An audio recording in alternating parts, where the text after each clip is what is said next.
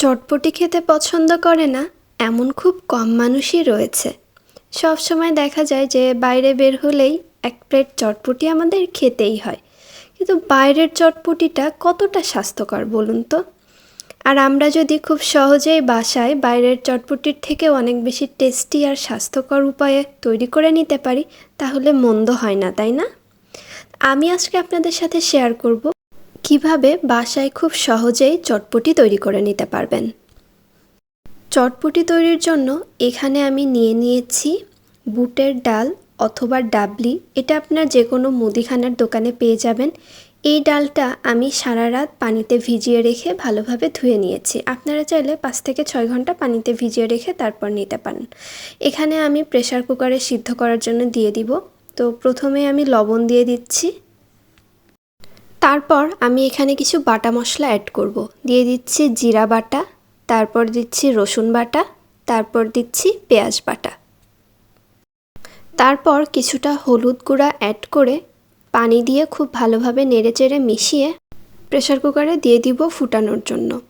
এখানে আমি 10 থেকে 12টা সিটি দিয়ে নিব। তারপরে দেখা যাবে এমন সুন্দরভাবে ডালটা সিদ্ধ হয়ে এসেছে।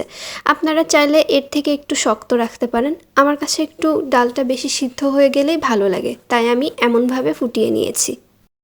তারপর আমি এখানে রাঁধুনি রেডি মিক্স চটপটির যে মশলাটা আছে ওই মশলাটা অ্যাড করব। তো এখানে আমি আপনাদেরকে মশলাটা দেখিয়ে দিচ্ছি। তো এই মশলা থেকে আমি সবটুকু দিব না, কারণ আমি এখানে হাফ কেজি চটপটির বুট নিয়েছিলাম বা ডাল নিয়েছিলাম। তো সে কারণে আমি অর্ধেকের একটু বেশি মশলা অ্যাড করব। আপনারা চাইলে অর্ধেক বা তার কমও অ্যাড করতে পারেন, আপনাদের যেমনটা ভালো লাগে। আর ডাল সিদ্ধ হওয়ার পরে আপনারা দেখতেই পাচ্ছিলেন যে ডালের মধ্যে কোনো পানি নাই, সেহেতু আমি এটার মধ্যে আমার যতটুকু আমি পাতলা করতে চাই সেই অনুযায়ী পানি দিয়ে মশলা দিয়ে ভালোভাবে নেড়েচেড়ে মিশিয়ে নিচ্ছি। তো মিশিয়ে নেওয়ার পরে আমি কিছুটা সময় জাল দিয়ে নিব। পানি দেওয়ার পরে আমি কিছুটা সময় জাল দিয়ে নিব। তো ডালটা ফুটতে ফুটতে আমি চটপটি পরিবেশনের জন্য কিছুটা ফুচকা ভেজে নিব।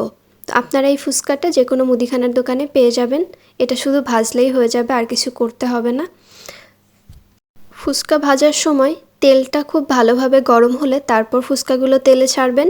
যদি তেলটা ঠান্ডা থাকে বা অল্প গরম হয় তাহলে কিন্তু ফুচকাগুলো খুব ভালোভাবে ফুলবে না। আর এই যে ফুচকাগুলো একদম খুব ভালোভাবে ফুলে গিয়েছে, এখন আমি তুলে নিব।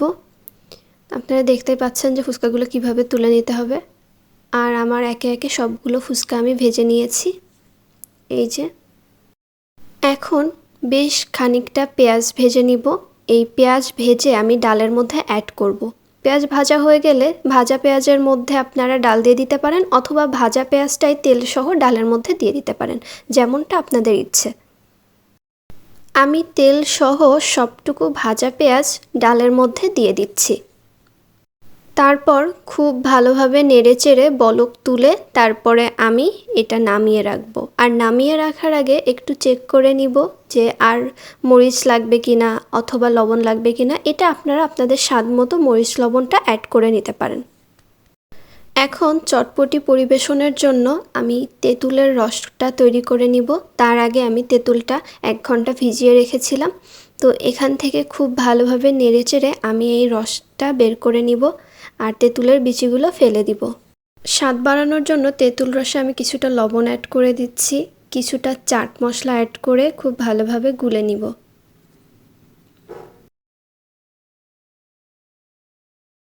তারপর অ্যাড করব কিছুটা পাউডার সুগার। আপনারা এখানে চিনিও অ্যাড করে নিতে পারেন, কোনো সমস্যা নাই। তারপর আমি এখানে কিছুটা ধনিয়ার গুঁড়া অ্যাড করব। এটা আপনারা চাইলে স্কিপ করতে পারেন, আমি স্বাদ বাড়ানোর জন্য অ্যাড করেছি। আর এর পরিমাণটা আপনারা চাইলে কম বেশি করতে পারেন, সমস্যা নাই। তারপরে অ্যাড করব কিছুটা মরিচের গুঁড়া। আপনারা চাইলে ইউজ করতে পারেন মরিচের গুঁড়া, না হলে না করতে পারেন, কারণ চাট মশলাতেই অনেকটা মরিচের গুঁড়া থেকে যায়। এখন সেই রান্না করা ডাল আমি বেশ খানিকটা তুলে নিয়েছি পরিবেশন করার জন্য। আর এখানে পরিবেশন করার জন্য আমি নিয়েছি কিছুটা সিদ্ধ ডিম কুচি, শসা কুচি, ধনিয়া পাতা কুচি, কাঁচামরিচ কুচি এবং পেঁয়াজ কুচি। এগুলো যদি আপনি খুব সুন্দরভাবে কেটে নিতে পারেন তাহলে কিন্তু পরিবেশনের সময় সুন্দর লাগবে। আর এই যে রয়েছে তেঁতুলের টক, সেটা তো আমি বানানো আপনাদেরকে দেখিয়েই দিয়েছি। আর যে ফুচকাটা ভেজে নিয়েছিলাম, এই যে সেই ফুচকাগুলো রয়েছে। এখন পরিবেশনের জন্য আমি একটা বাটিতে কিছুটা পরিমাণ ডাল তুলে নিব। তারপর এই ডালের মধ্যে প্রথমেই দিয়ে দিব তেঁতুলের রস। তো তেঁতুলের রসটা আপনারা আপনাদের স্বাদ মতো দিতে পারেন, যে যতটা তেঁতুলের রস পছন্দ করেন সেই অনুযায়ী দিয়ে নিতে পারেন। তারপর দিয়ে দিচ্ছি কিছুটা পরিমাণ পেঁয়াজ কুচি। তারপরে দিয়ে দিব কিছুটা পরিমাণ মরিচ কুচি। তারপরে দিয়ে দিব শসা কুচি। তারপরে দিয়ে দিচ্ছি ধনিয়া পাতা।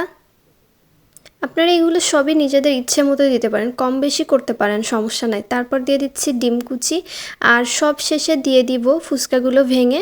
আমার যতটুকু ইচ্ছে আমি ততটুকু দিয়ে দিব, যতটুকু আমি খেতে পছন্দ করি।